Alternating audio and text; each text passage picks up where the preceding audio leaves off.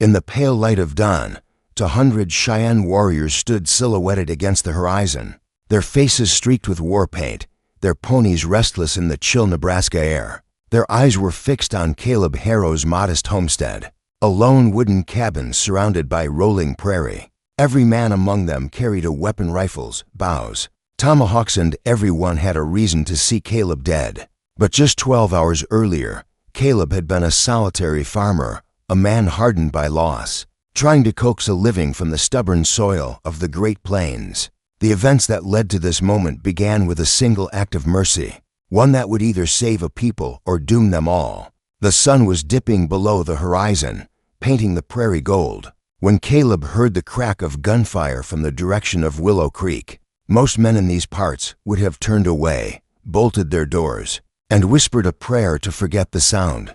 The Cheyenne had been raiding settlements along the Platte River for months, and the fear ran deep, carved into the hearts of settlers by stories of burned homes and stolen lives. But the shots Caleb heard weren't the steady volleys of a raid. They were erratic, desperate, the kind that spoke of a man fighting for his last breath. Something stirred in Caleb, a flicker of the man he'd been before the war took his brother, and his hope. He grabbed his old Spencer rifle, saddled his mare, and rode toward the sound. He found the source of the gunfire in a shallow gully near the creek. A young Cheyenne warrior lay sprawled in the dirt, his buckskin tunic soaked with blood. 2 bullet wounds marred his chest, and a third had torn through his thigh. The boy, no more than 20, Caleb reckoned, had clutched a broken lance, its tip stained red, as if he'd fought back before falling. His breath came in shallow gasps, and his eyes, wide with pain, locked onto Caleb's. The beadwork on his tunic was intricate, ceremonial, marking him as someone of significance within his tribe.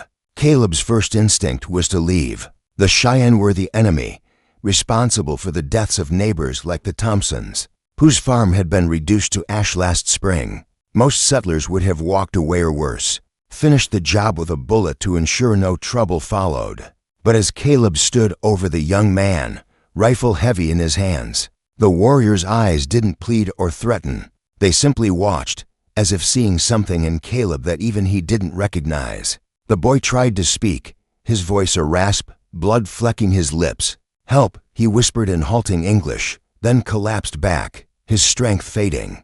Caleb's finger hovered over the trigger. Every practical thought screamed at him to turn back. This Cheyenne could have been part of the war party that killed Old Man Thompson. He might have been scouting for the next raid. But looking at the boy, bleeding out in the dirt, Caleb saw not an enemy, but a young man far from home, dying alone. It was a sight too familiar from his days in the Union Army, watching boys barely old enough to shave fall in fields far from their families. He made his choice. Caleb slung his rifle over his shoulder, knelt beside the warrior, and lifted him onto his mare. The ride back to his homestead was a gamble, every rustle in the grass feeling like an ambush waiting to spring. The boy was limp, his weight heavy against Caleb's back, but they reached the cabin without incident. Inside, Caleb laid the warrior on his own cot, lit a lamp, and set to work. The bullet wounds were bad but not fatal if he could stop the bleeding. As he cut away the blood-soaked tunic, Caleb's hands froze. Around the young man's neck hung a small leather pouch, and inside was a locket, simple, silver, and worn. When he opened it, he found a faded daguerreotype of a white woman and a young Cheyenne boy, her hand resting gently on his shoulder. Both smiled, their faces soft with a bond that transcended the divide between their worlds. Caleb's breath caught. He'd seen mixed families before, rare as they were, but this locket told a story. This warrior wasn't just a raider, he was a bridge between two peoples, caught in a war that cared little for such nuances. Caleb himself knew that feeling turned between the man he'd been and the man the world had forced him to become. As he bandaged the wounds, pouring whiskey over the torn flesh to clean them, he worked with a focus he hadn't felt in years. The boy stirred, muttering in Cheyenne, then fell silent again. By the time the first light of dawn crept through the cabin's shutters, Caleb had stabilized the warrior. The bleeding had slowed, and he'd managed to get a few sips of water into the young man's mouth. But as he washed the blood from his hands, a sound froze him in placidrums, low and rhythmic. rolling across the prairie from the direction of Cheyenne territory. The pattern was unmistakable, 3 quick beats, to slow, then silence. Caleb's hands shook as he reached for his rifle. He'd heard that rhythm before, during his army days along the Missouri River. It wasn't a call to war or a signal for a hunt. It was a lament, a mourning song for someone lost Simeon important. The warrior stirred on the cot, his eyes fluttering open. When he saw Caleb with the rifle, he didn't flinch. Instead, he spoke in a weak but clear voice, first in Cheyenne, then in English. "My father, he searches for me." Caleb's heart sank. "Your father?" he asked, his voice low. The young man struggled to sit up, wincing as he pressed a hand to his bandaged chest. "I am Sissitsistas. You call me Little Wolf. My father is Chief Black Crane of the Northern Cheyenne. I was riding to meet Major Ellison for peace talks to end the raids." Caleb felt the ground shift beneath him. This wasn't just any warrior who'd saved the son of a Cheyenne chief, a peace envoy no less. The drums meant the Cheyenne weren't just looking for a missing warrior. They were mourning the chief's son, believing him dead at the hands of settlers. "If your people think we killed you during a peace mission," Caleb began. But Little Wolf finished the thought. "War. Blood war." The drums grew louder, closer, coming from multiple directions now north, west, and south. The homestead was being encircled. Caleb peered through a crack in the shutters. Through the morning mist, he saw them dozens of Cheyenne warriors, their ponies moving in disciplined formation. Their war paint gleamed in the early light, and the glint of rifle barrels and arrowheads promised violence. "They're coming," Caleb whispered. Little Wolf tried to stand, then collapsed back with a groan, fresh blood seeping through his bandages. "I must go to them, tell them I live." Caleb shook his head. "You can't walk 10 steps without passing out. If I carry you out there, they'll think I'm using you as a shield. We'll both be dead before we can explain." Little Wolf's eyes, dark and steady, met Caleb's. "Why did you save me? You know who I am now. You know what happens if my father believes I'm dead." It was a question Caleb couldn't fully answer. He glanced at the locket, still open on the bedside table. The image of the white woman and her Cheyenne son staring back at him. "Who's the woman in the picture?" he asked. Little Wolf's face softened. "My mother, Eleanor Vance. She taught at the mission school, loved my father, a Cheyenne warrior. She taught me your language, your ways, before fever took her. My father, he loved her, but her death hardened him against your people. He only agreed to peace talks because I begged him to believe there are good white men who see us as human." The drums stopped abruptly, leaving a silence that felt heavier than the sound. Caleb moved to the window again and saw the Cheyenne warrior snow, at least 100 spreading out across the prairie, their lines stretching wide to surround the homestead. Through his field glasses, he saw Chief Black Crane himself, a broad-shouldered man on a black stallion, his face painted with streaks of red and white. The chief's eyes scanned the cabin, searching for any sign of his son. But another sound broke the silence. Hoofbeats, not from the Cheyenne, but from the east, the direction of town. Caleb cursed under his breath and moved to the back window. Through the haze, he saw a posse of white men, maybe 25, strangled by Sheriff Amos Cutler and his deputy, Jed Harper. They were armed with rifles and shotguns, riding hard as if heading into battle. "Damn it," Caleb muttered. The townsfolk must have heard the drums or seen the Cheyenne moving across the prairie. Now they were coming to defend his homestead, unaware they were riding into a powder keg. Little Wolf leaned against the wall, his face pale. "White men come too," he said, his voice heavy. "Both sides meet here to fight." Caleb gripped his rifle tighter. "Your people will think I called for backup. My people will think you're here to scout an attack. This is a disaster." The Cheyenne war party halted about 400 yards from the cabin, forming a crescent that blocked any escape. Through his glasses, Caleb saw Chief Black Crane raise a lance, a signal that sent his warriors checking their weapons. From the east, Sheriff Cutler's posse was closing fast, their dust cloud growing larger. In 10 minutes, maybe less, both groups would be in range to start shooting, with Caleb's cabin caught in the crossfire. "There's got to be a way to stop this," Caleb said, pacing the small room, his limp more pronounced under stress. "Some way to tell both sides what happened before they tear each other apart." Little Wolf coughed, blood flecking his lips. White flag. I go out, show I'm alive. Caleb shook his head. You're too weak, and a white flag won't stop a trigger-happy fool. Besides, at this distance, your own people might not recognize you. They could think I'm forcing you out there.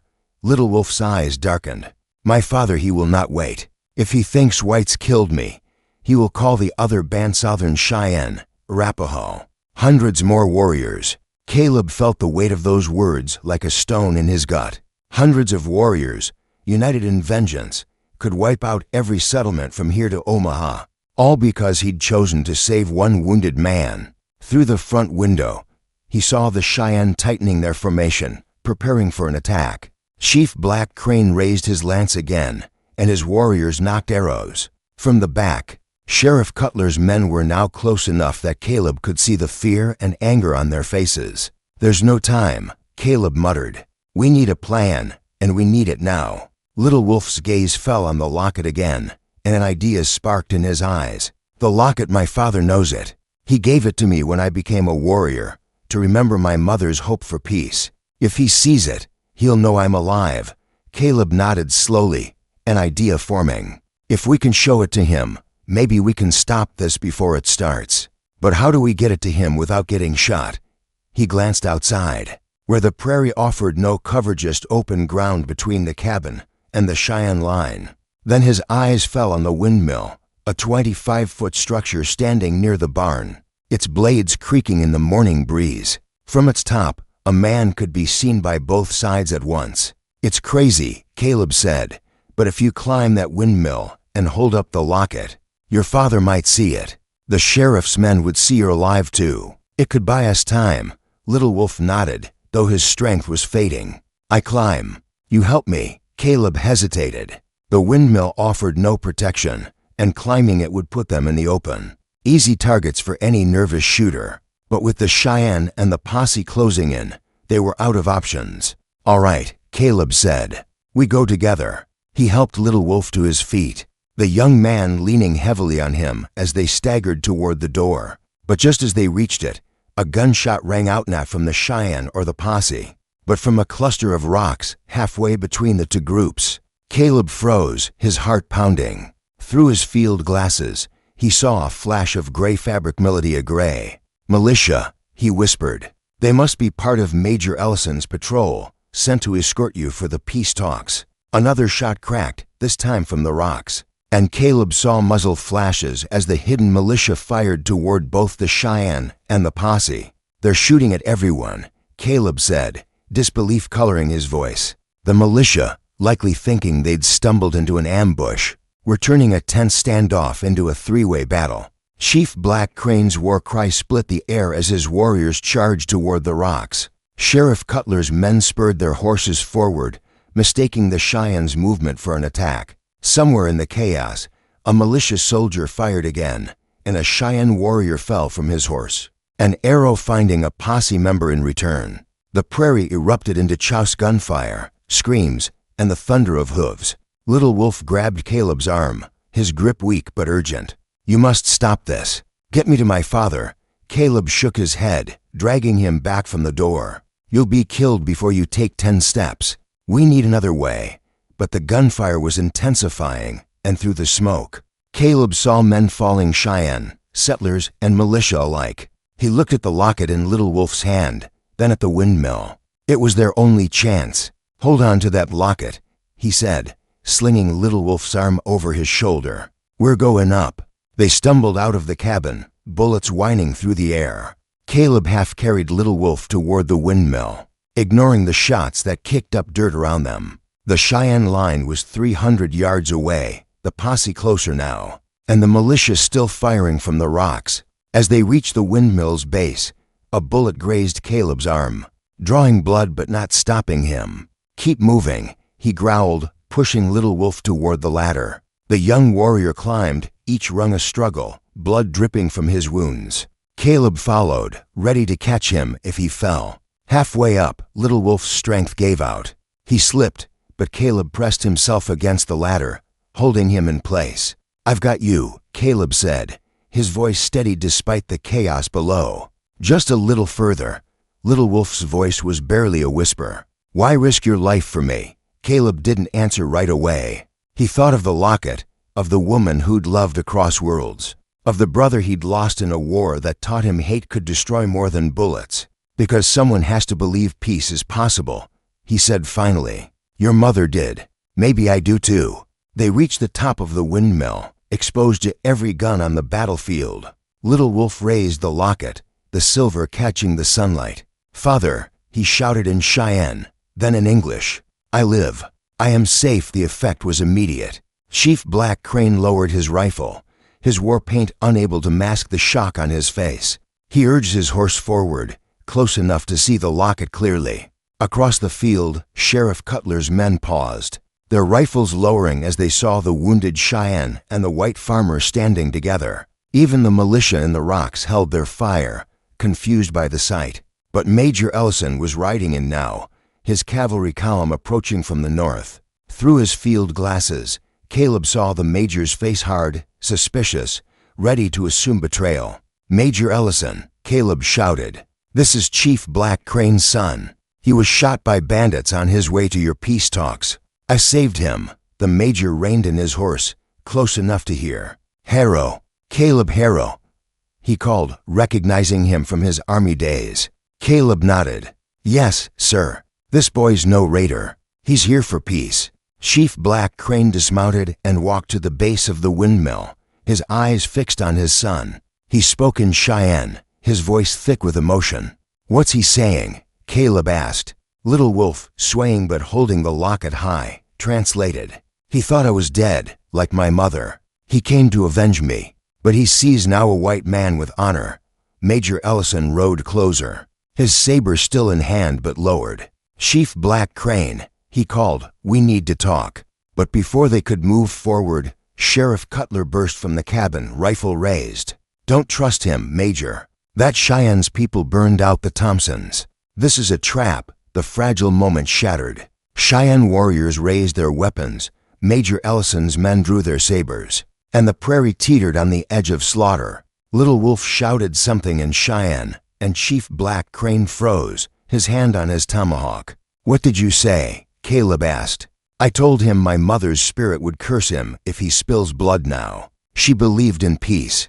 I still do." Chief Black Crane looked up at his son, then at Sheriff Cutler. Slowly, he let his tomahawk fall to the ground. "You speak of Thompson," he said in halting English. "One of my warriors killed him, against my orders.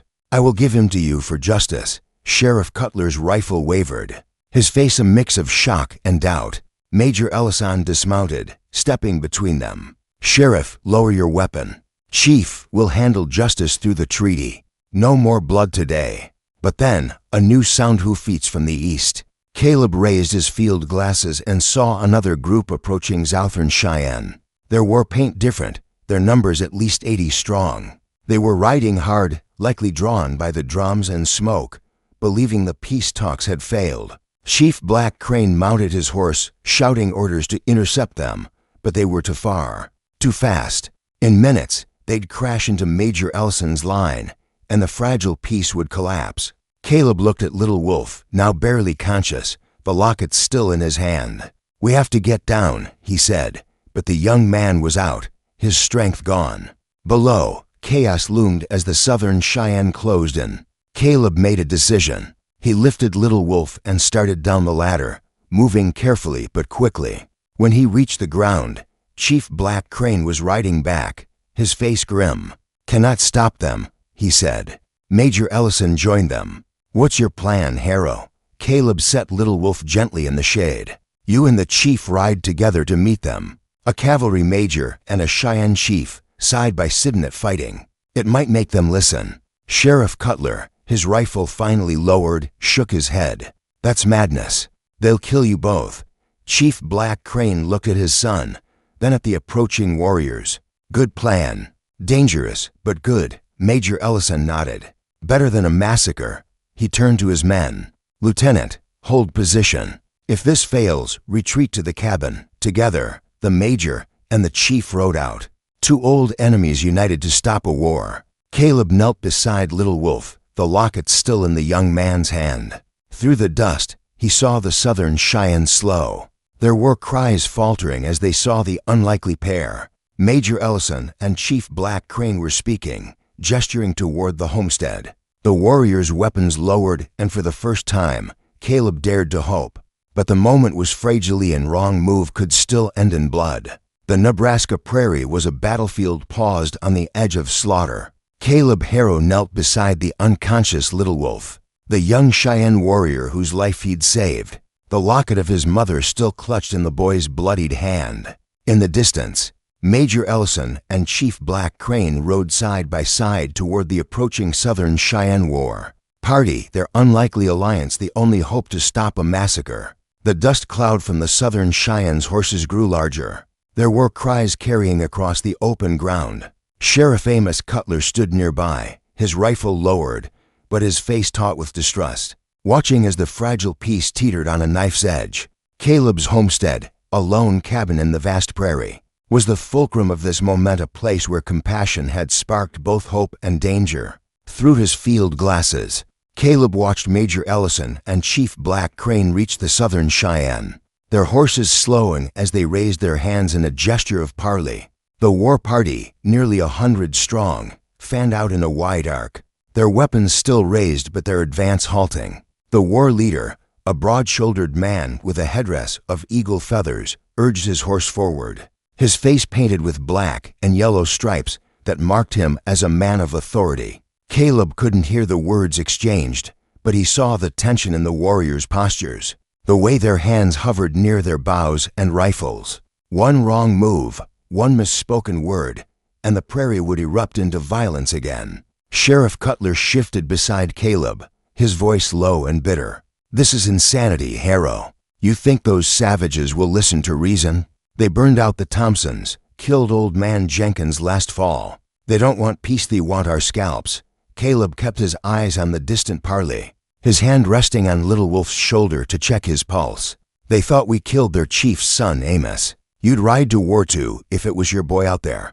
Cutler snorted but said nothing, his gaze flicking between the Southern Cheyenne and the militia still hunkered in the rocks, their gray uniforms barely visible through the dust. Little Wolf stirred, his eyes fluttering open. "My father," he whispered, his voice weak from blood loss. "Does he live?" Caleb nodded, pointing toward the parley. "He's out there with the major, trying to stop this before it gets worse." Little Wolf struggled to sit up, wincing as fresh blood seeped through his bandages. "I must go to them. They need to see me." Caleb pressed him back gently. "You're in no shape to move, son. Let your father handle this. He's got the major with him, they'll make it right."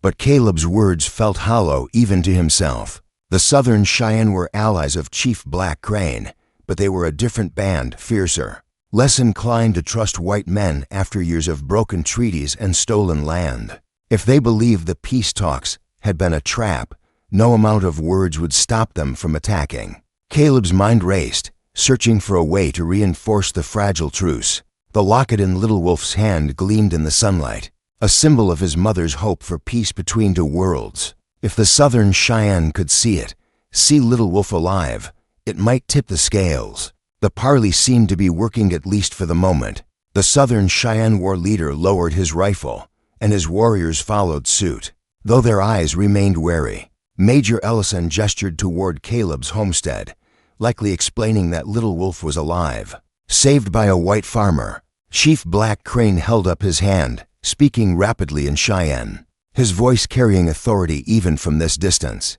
But the moment was interrupted by a new sound: hoofbeats, this time from the west. Caleb swung his field glasses and felt his stomach drop. Another group of riders was approaching, their silhouettes indistinct, but their numbers significant, perhaps 50 or 60. They weren't Cheyenne, nor were they settlers.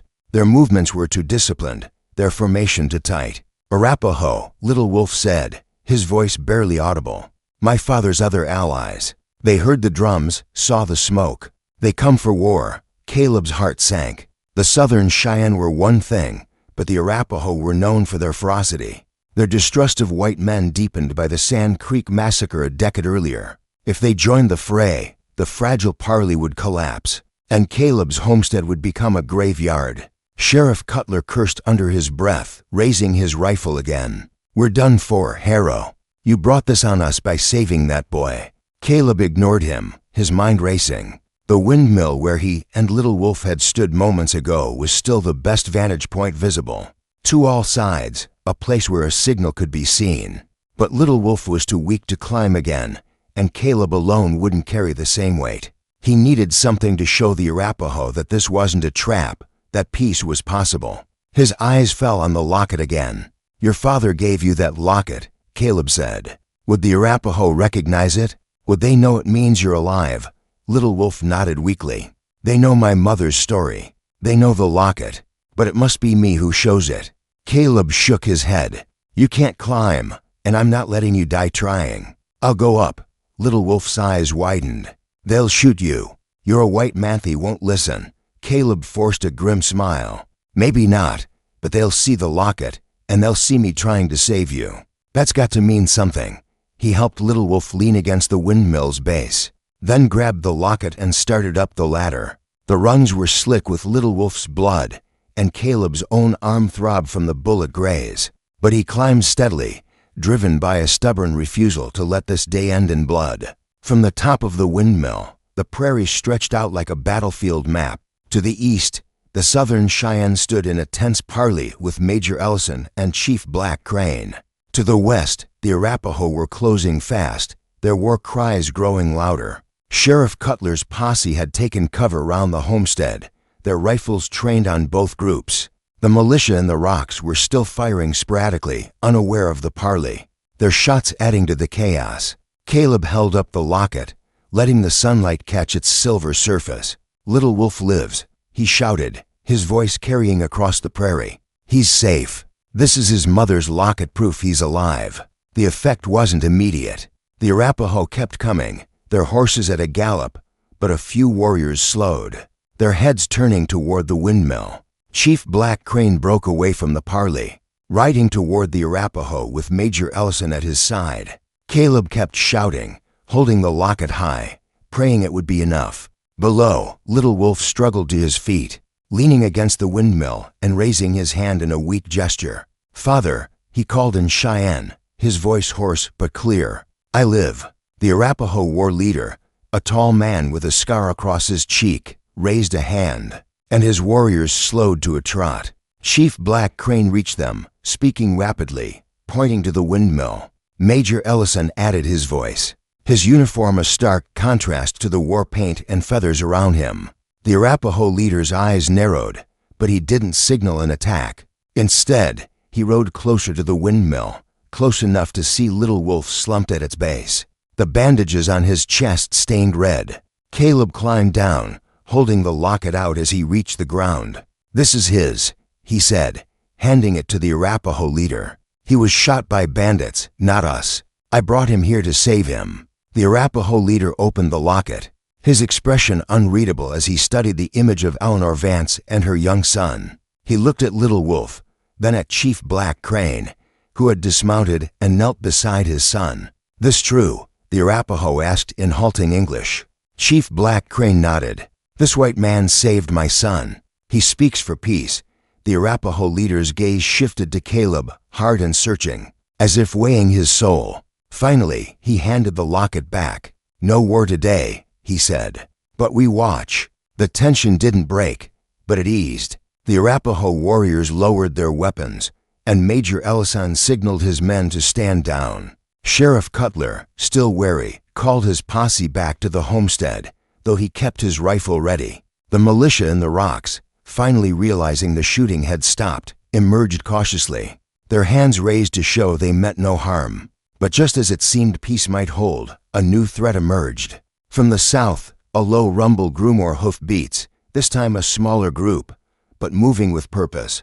Caleb raised his field glasses and saw a band of outlaws, perhaps 15 men riding hard toward the homestead.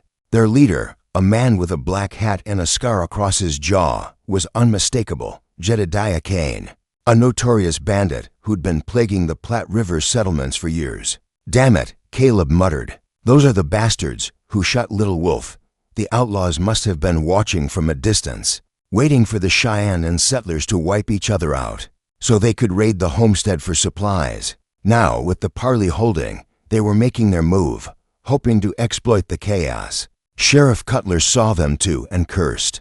Kane's men, they're the ones who've been stirring up trouble, blaming it on the Cheyenne. Major Ellison overheard and turned to Chief Black Crane. Those men aren't with us. They're outlaw enemies to both our peoples. Chief Black Crane's face darkened. They shot my son.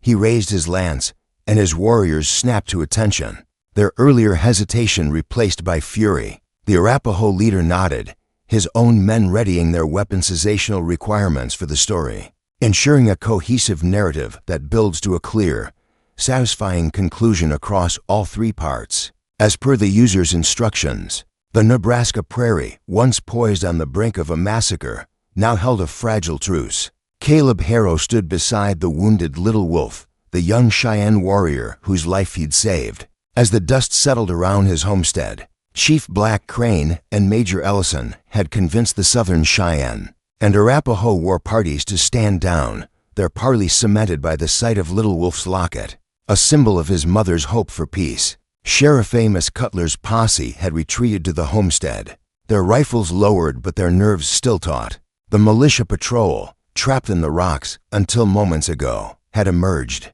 their gray uniforms stained with dirt and blood. But the arrival of Jedediah Kane's outlaw band, 15 men riding hard from the south, threatened to shatter the uneasy peace. These were the men who'd shot Little Wolf, mistaken for settlers by the Cheyenne. And now they saw an opportunity to raid Caleb's homestead amidst the chaos. Caleb's heart pounded as he raised his field glasses, confirming the scarred face of Kane himself leading the charge. "Those are the ones who started this," he said, his voice low with anger. "They shot your son, Chief, and blamed it on us." Chief Black Crane's eyes narrowed, his hand tightening on his lance.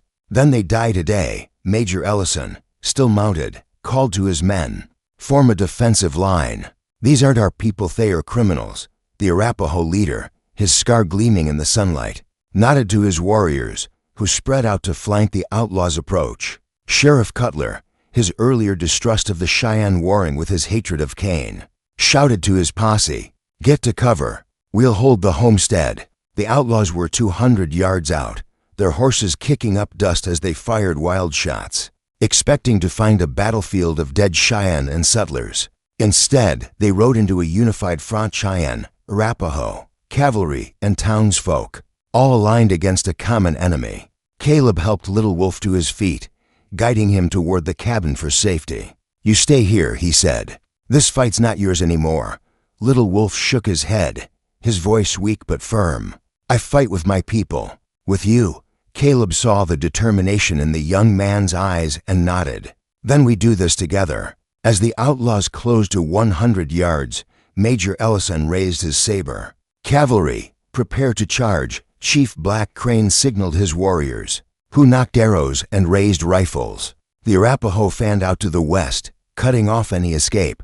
Sheriff Cutler's men took positions behind the homestead's fences, their shotguns loaded. Caleb, his Spencer rifle in hand, stood at the cabin's porch, Little Wolf leaning against him, holding his mother's locket. The outlaws, realizing too late they were outnumbered, slowed their charge. But Kane's voice rang out, urging them forward. "Take the ranch. Kill them all." The first shot came from the cavalry, a clean rifle crack that dropped an outlaw from his horse. The Cheyenne and Arapaho answered with a volley of arrows, felling two more. Cutler's posse opened fire, their shotguns roaring, and the outlaws' formation broke, their horses rearing in panic. Kane, his black hat unmistakable, fired back, his bullet splintering the porch railing near Caleb's head. Caleb returned fire, his shot grazing Kane's shoulder, but the outlaw kept riding, his men scattering under the combined assault. Major Ellison and Chief Black Crane led a joint charge, their horses thundering across the prairie. The sight of a cavalry major and a Cheyenne chief riding side by side stunned the outlaws, who expected division, not unity. The Arapaho swept in from the west, their arrows finding targets with deadly precision. Within minutes, half of Kane's men were down dead or wounded and the rest were fleeing,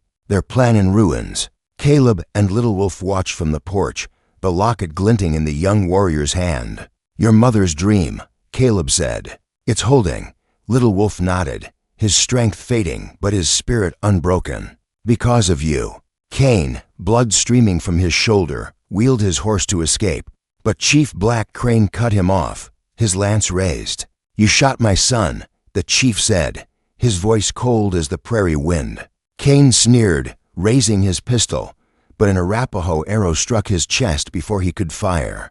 He fell, his black hat tumbling into the dust. His reign of terror ended. The remaining outlaws surrendered, dropping their weapons as the cavalry rounded them up. Sheriff Cutler, his face a mix of relief and grudging respect, ordered his men to bind the prisoners. As the dust settled, Major Ellison and Chief Black Crane returned to the homestead, their faces weary but resolute. The Arapaho leader joined them, his warriors tending to their wounded.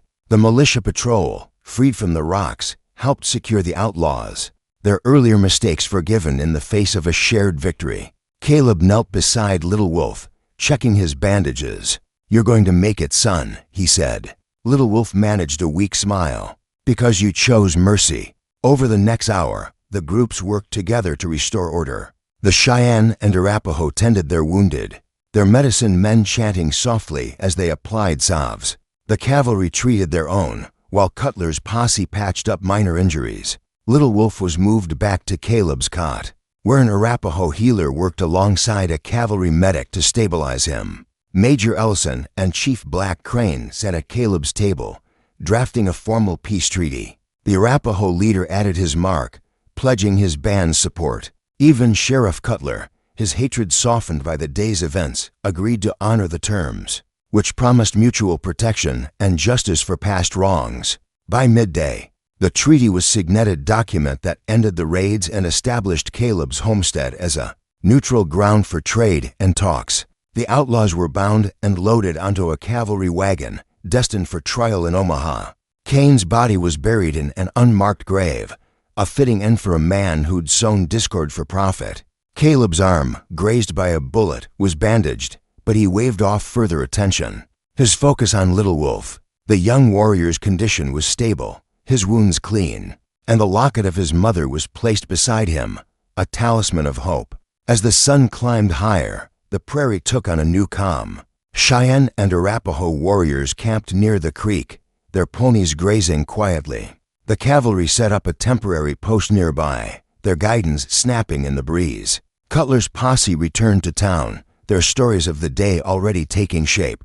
Caleb sat on his porch, watching the scene unfold. His homestead, once a lonely outpost, was now a bridge between worlds, a place where enemies had become allies. He thought of his brother, lost in the war, and wondered if this was the peace he'd have wanted. 3 months later, Caleb's homestead was transformed. Cheyenne and Arapaho families came regularly to trade furs and beadwork for tools and cloth. Little Wolf, fully recovered, served as a translator. His mother's locket now framed in Caleb's cabin, a reminder of the day mercy triumphed over hate. The treaty held, with only minor skirmishes, quickly resolved through talks at the homestead. Sheriff Cutler, though still gruff, became a regular visitor, his prejudice giving way to pragmatism. Major Ellison sent regular patrols to ensure the peace, and the Arapaho leader, now a friend, gifted Caleb a horse as a token of gratitude. On quiet evenings, as the prairie glowed under the setting sun, Caleb would sit on his porch, listening to the laughter of Cheyenne children playing near the creek. The bitter farmer who'd once lost faith in humanity had found it again, not in grand gestures but in a single act of compassion that had rippled outward, saving hundreds from a war that never came.